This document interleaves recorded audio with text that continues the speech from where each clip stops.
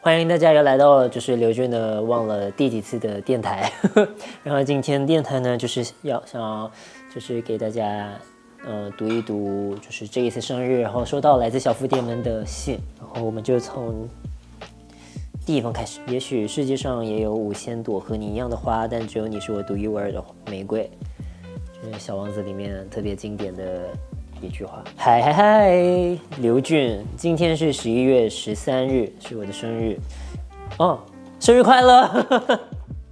虽然今天已经是12月12日，但是还是想要替快1个月以前的你说一声生日快乐。看到这里，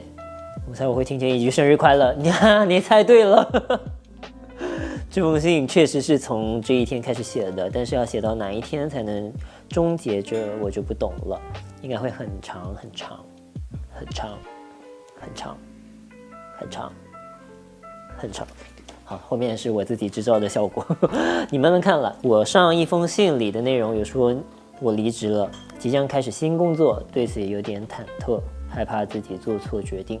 现在后续来了，哈哈哈！就是那一家公司的管理氛围确实不适合我。现在这份工作让我开心了很多很多，每天都是笑眯眯的。我同事还说我爱撒娇，这种改变其实蛮出乎我的意料的，因为我上一封信里也提过我去看了心理医生，确实就是不是一个阳光开朗乐观的人。但是现在我也不知道自己想通了什么，或者具体是哪里发生了变化，让我变成一个越来越爱笑，心态也越来越平静，情绪稳定了很多，不再容易暴躁易怒。我走出了阴霾，见到了阳光，原来蓝天白云那么美丽，世界好大哦。我真的很喜欢现在的自己，也很想跟我分享这个好消息，希望刘俊永远也要最爱最爱自己。很替你开心，因为我以前也是会比较经常去比起自己的想法更在乎其他人对我的看法的类型，也可能会比较容易内耗，减轻内耗，增加自己的钝感力，然后让自己的生活变得越来越开心。我觉得真的是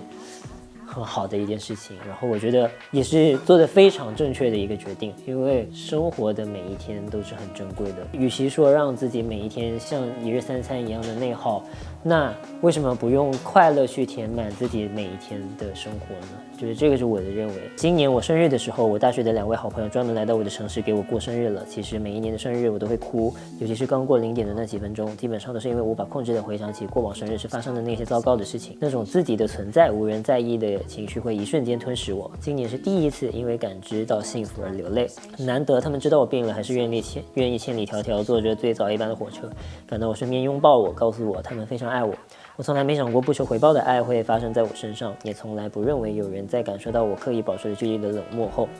还愿意抱紧我。是你一次次把我拉出了那个令我窒息的环境，你是我的救赎，他们也是。我真的非常非常感激上天让我遇见你们。所谓的爱和被爱这件事情，我自己个人的一些感受就是以前可能会思考，就是为什么就是付出这样的同等的所谓的爱，不管任何形式的爱，就是朋友的爱啊，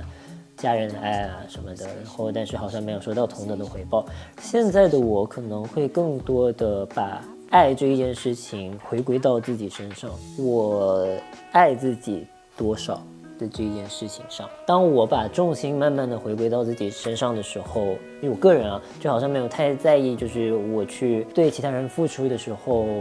会不会得到一些同等的回报了。希望可以有一天能够真正感受到你自己想要的那一份爱，希望我的聆听能够给到你一些陪伴。嗨，时间过得真快，转眼间你的生日又到了。从2021年喜欢上你之后，今年将是我陪你度过的第4个生日，也是我为你写的第4封生日信件。好，悄悄地和你说，写给你的信件原比写给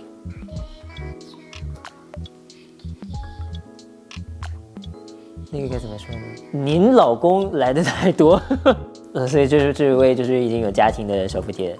然后无敌庆谷进来好吗？是的，曾经在一次直播里头喊你庆谷的人就是我，而当时你也回应了我，无敌庆谷 yes， 无敌庆谷，应该是我们是同年的吧？我记得当时我可是被你认证过的庆谷哦。当然，我也早已视你为我的老朋友了，希望你也把我当成你的老朋友吧。去上舞蹈课的原因，除了喜欢跳舞之外，另一个原因就是为了以后如果能再次上我的大师课时，可以自信的在我面前跳舞。虽然不知道还有没有这个机会，半年过去也是时候考核一下自己了。报名参加了翻跳或编舞的青花瓷哦，所以我是扫码在那个青花瓷的那个。马上就能看到你翻跳的青花瓷是吗？不过正是因为你让我尝试了很多新的事情，突破了自己，也让自己对未来有了更多的期待和信心。这一切都是你带给我的改变，你也让我相信，无论前方的路有多难走，我们都可以继续走下去。我很期待你接下来的每个作品，希望看到你继续尝试新的领域，也希望看到你一直在舞台上闪耀。最后提前和我说一声生日快乐，然后希望我身体健康，谢谢。我记得就是你们有说过，就是你们就是找老师，然后教你们跳舞的作品的这件事情，可能对于我个人而言，就是跳舞这件事情更像是一种抒发自己的一个媒介，算是就是可能有的人通过唱歌，然后去抒发自己的情绪，然后想表达的东西，然后舞蹈对我来说也是这样的。你们在学舞蹈的时候，可以找一找自己想